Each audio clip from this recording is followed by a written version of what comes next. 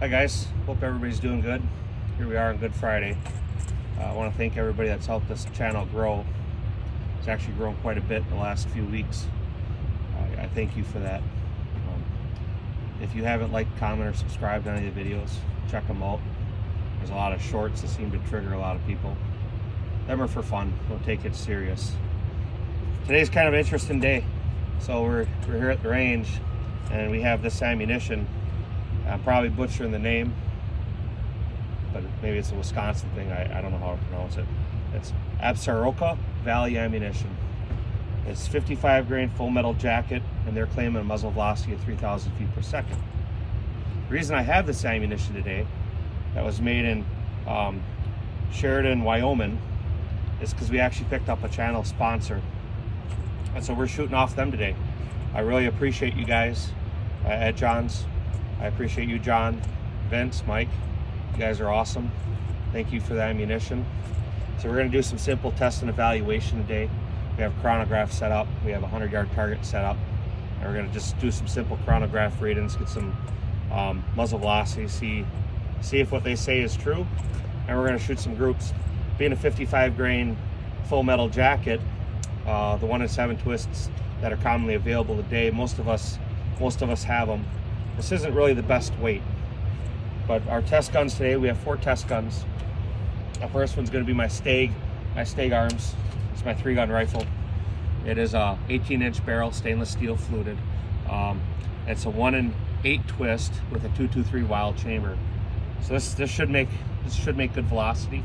This is probably the gun that's going to shoot the best today, I would suspect. Our second gun, which again touches on what most of us have for a chamber in and barrel twist, is Daniel Defense. It's a 1 in 7 twist, 5.56 NATO barrel, 16 inches. So this will be our second test. Both these have optics. This is, 4 power, I believe. My Stag arms is a 1 to 8. Our third gun for evaluation with this ammunition is going to be my Springfield Hellion. This is a 1 in 7 twist. It's a 5.56 NATO chamber. It's a 16-inch barrel. So our fourth gun is going to be this Bushmaster I found right at Christmas time. It was a local gun shop find. It was a state firearm, new old stock. It's a early pre-Remington Bushmaster. It's a 1 in 9 twist, chrome lined barrel. It has the 5.56 chamber in. Obviously, it's a little disadvantaged. The other 3 have some sort of optic. This one doesn't. But I'm going to bet, my prediction early, that this will shoot as well iron sights as them will with optic. This should shoot, regardless, this should, on paper, shoot the 55 grain ammo the best.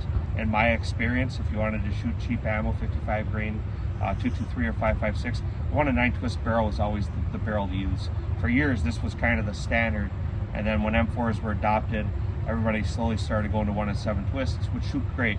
They shoot heavy bullets really, really well. But the cheap stuff, the cheapest stuff you can find, that 55 grain ammunition, it usually doesn't shoot it well. Again, we're going to shoot this Absaroka.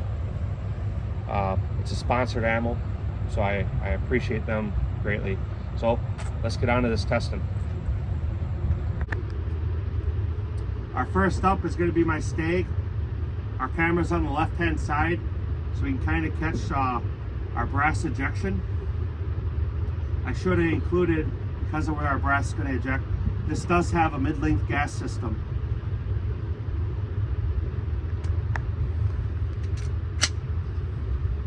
Well, hot. 3070, 3126, 3141. Stag arms, 1 in 8 twist. This will be our 100 yard accuracy test.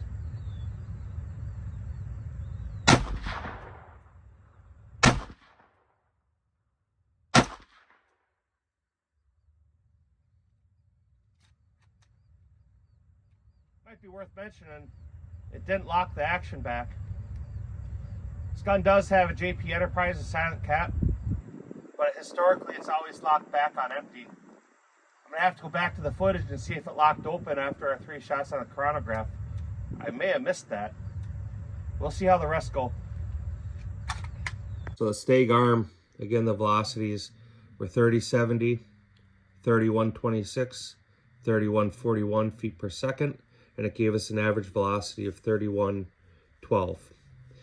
The group size measured out at 0.617 at 100 yards. Springfield Hellion, again, this is a 1 in 7 twist with a 16-inch barrel. We'll do 3 shots.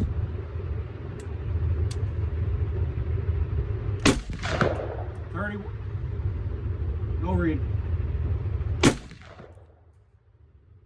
2898, 2960. Throw one more in there so we can get 3.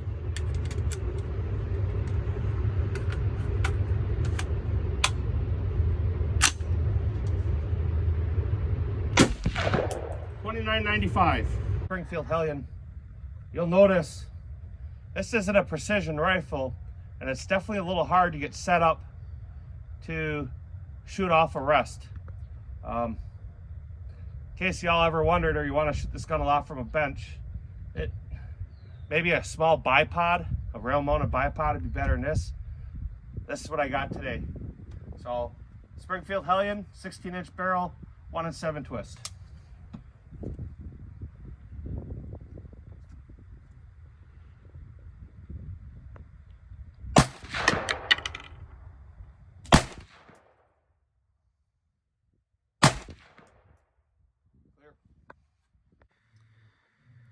Our second best group of today was the Springfield Hellion, and we had velocity readings of 2898, 2960, 2995, gave us an average velocity of 2951, and we had a group at 100 yards of 0.939. Now you guys are over there. Hopefully the post doesn't interfere. Kind of is what it is because we set up the chronograph there. Daniel Defense, 16-inch barrel, carbine linked gas system. See what we get on this.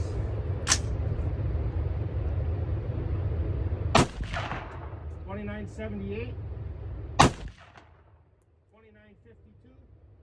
$30.15. So this will be the Daniel Defense 1 in 7 twist, 16-inch. Here we go.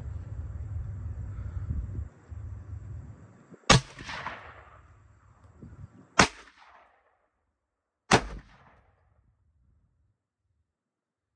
did lock back.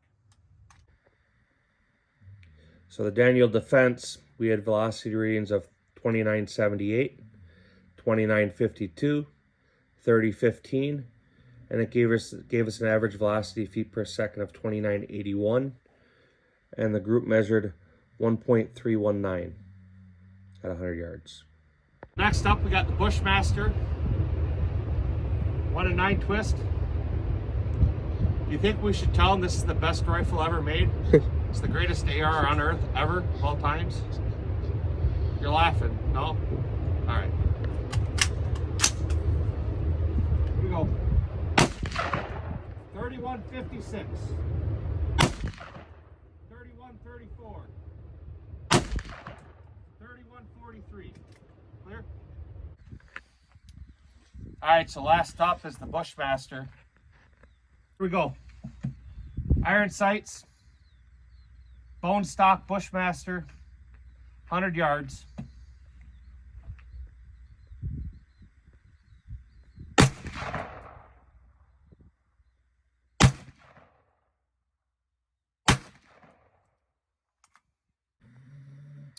All right, last one is the Bushmaster. We had velocity readings of 3156, 3134, 3143, with an average velocity of 3148. The group size was 3.458, and that's the group. I don't care what anybody says. Bushmaster is still the greatest AR ever built of all times. In its defense, I was shooting 100 yards, iron sights, bone stock gun. Them are my excuses.